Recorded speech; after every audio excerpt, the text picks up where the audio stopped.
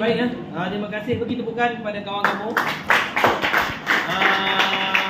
yang membentangkan berkenaan dengan kajian, iaitu aktiviti keagamaan di gereja yang ada di Sibu Jaya.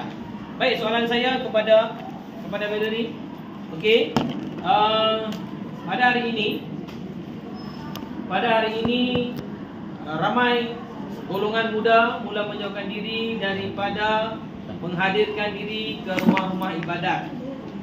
Okey, khususnya dalam konteks kajian kamu adalah gereja. Saya rasa ini juga berlaku.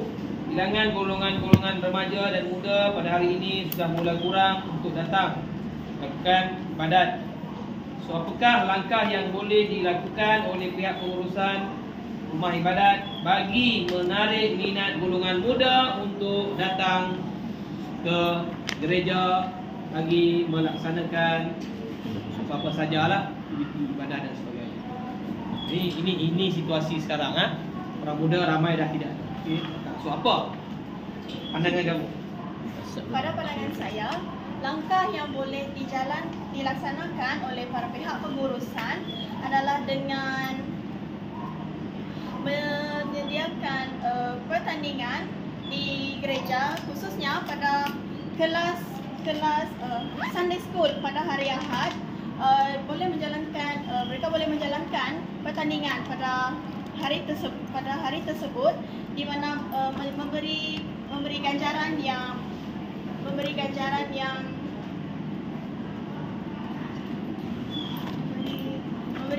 kepada para peserta yang menyertai pertandingan tersebut.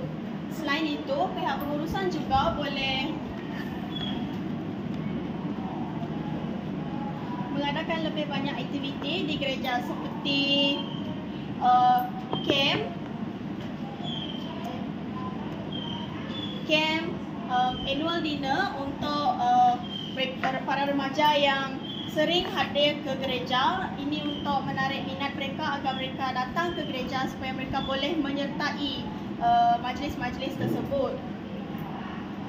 Seperti di gereja St. Michael Sibu Jaya, mereka mengadakan annual dinner untuk para pelajar di kelas pada Sunday School. Itu saja daripada saya. Terima kasih. Okey. Perpaduan dan integrasi adalah elemen penting dalam konteks negara Malaysia yang terdiri daripada pelbagai kaum. Okey.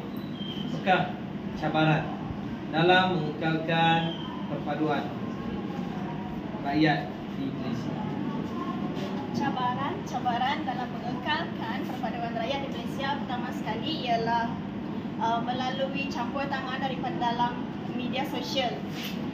Di dalam media sosial, pelbagai maklumat-maklumat yang tidak sahih dan juga boleh menggugat keutuhan perpaduan di antara kaum, di mana mereka sering mempersoalkan tentang budaya ataupun adat resam kaum-kaum ataupun agama lain, dan ini boleh mencetuskan hubungan yang renggang antara kaum-kaum yang ada di Malaysia. Selain itu, cabaran yang lainnya adalah jarak fizikal, di mana banyak kaum-kaum yang mereka tinggal secara berkelompok dan tidak bercampur dengan kaum lain, seperti di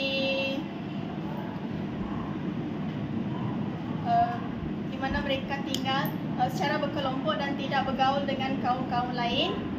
Seterusnya, cabaran yang ketiga ialah sekolah vernacular, di mana di sekolah tersebut mereka menggunakan bahasa. Contohnya di SJKC mereka menggunakan bahasa Cina, di SJKT mereka menggunakan bahasa Tamil, dan ini secara tidak langsung boleh menggugat perpaduan kerana sekolah seperti ini memfokuskan terhadap penggunaan bahasa-bahasa tersebut. Itu saja daripada saya. Terima kasih. Baik, bukan. Sekarang saya pembentang kedua siapa? Cepat. Bekerja dengan kerja yang betul, buat tugas dengan betul, maka semuanya akan jadi betul. Betul tak? Itulah prinsip yang saya bawa untuk KK dan sebagainya. Bukan saya ni skema ataupun tidak, kerana ada prinsip-prinsip yang kita kena amalkan dan dia tidak boleh bertentangan dengan prinsip yang telah kita terapkan dalam diri kita lah.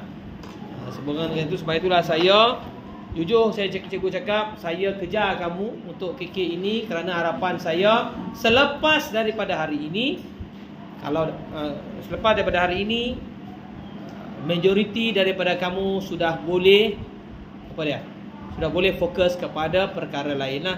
Itu tujuan saya. Itulah saya faham benar dengan persoalan-persoalan. Jadi saya tidak mahu melibatkan diri dengan bagaimana pengurusan, tapi jadi saya cakap benda ni berkenaan dengan apa. Kalau kamu faham, berkenaan dengan kelas-kelas lain itulah. Setakat ini saya rasa saya dan Cikgu Rozina kita masih lagi pada cara dan kaedah yang betul lah. Okey. Dah. Iman, dah padam tak? Dia macam ni, Man.